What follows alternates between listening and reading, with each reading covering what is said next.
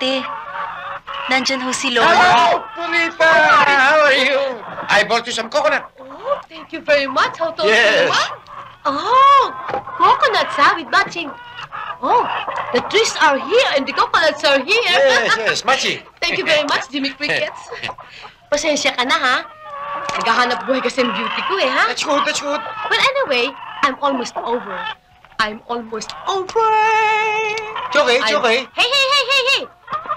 Jane Fonda, ha? I'll get mad, ha? You're exercising your human rights, ha? Come on. Give food to Brookshield, I mean. Because Brookshield is Buddhist. What? You mean Brookshield is pregnant? Yeah, very much buntis, you know. Ayaw kasing lubayan ni Robert Redford. By golly, your chicken is star-studded, huh? Of course! Hey! Stop laughing! Or else, ibabalibag ko yung mga nyug na yan. Ako nakakahiya. Sinisira maganda reputasyon ng ating neighborhood. Dahil lamang sa kamunduhan. What? Diba I'm right? No, in Waikiki, Oahu, in the United States. Hey! Stop talking about that. You're in the Philippines. Hindi ang gawa ng mga Pinay. Excuse me. Oh, Purita! Wait! Purita! Nagkatuwahan nga kami ni Max kagabi. Dinala niya ako sa bundok ng Pinangonan, humilata sa damo, at nagbilang ng mga bituin. Marilu, dinala niya ako sa planetang Venus. Aba, asan na yung loob to? Ito na yung pera natin. Wala akong condition. Sige na.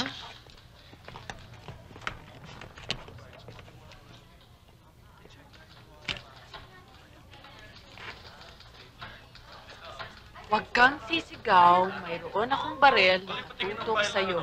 Hold up. Sige, basahin mo. Sige. Huwag kang sisigaw, mayroon akong barel na katutok sa'yo. Hold up. Hold up! Ay! Huwag kang sisigaw!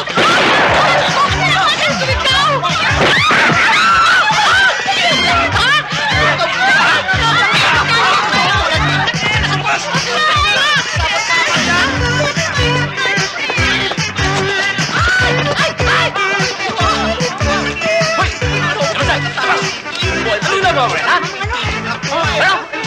Ikaw ang lukat, ano? Hindi ako! Wala yung bakit may dala ka niyan, ha? Wala!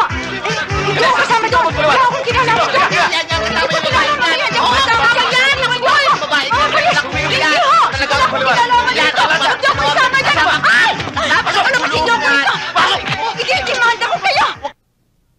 Rockefeller, mukha yata mahirap sagutin ang question mo.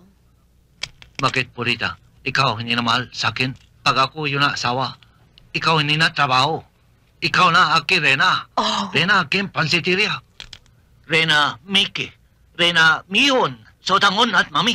Siyempre, alam mo, lahat ng babae nag-aambisyon na, of course, mag-irena. Pero definitely, hindi mag-irena ng pasiteria. I mean, tataba ako niyan. Mawalan ako ng hanap buhay. Another question coming from me. I mean, sa palagay mo kaya kong tanggapin ng pamilya mo? Bakit, Purita?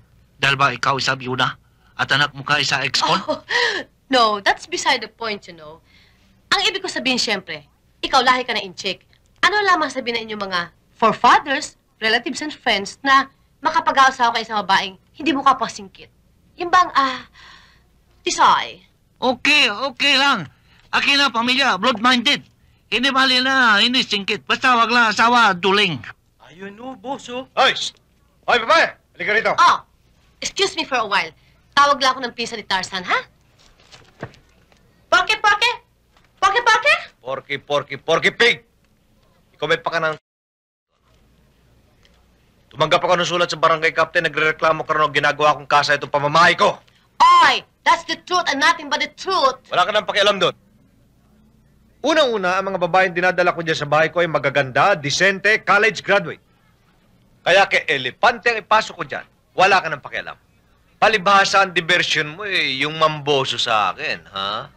Ha? Oy, ako tigilan mo, ha? Ikaw, basta maka-influensya sa akin, anak. You're very complicated. And don't tell me na ang pinapasok mo dyan yung mga college graduate. Naku, ha? Huh? Nainggit ka, no? Hay! At bakit ang maiinggit? Aber, Sino pinagmamalaki mo? Itong nanliligaw sa itong klaseng to?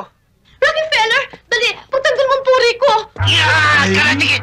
Ikaw lalaki, huwag lulok-ulok sa pulita, ha? Ay, baksa ka na, sige. Ah, Aray ko! Chokoli.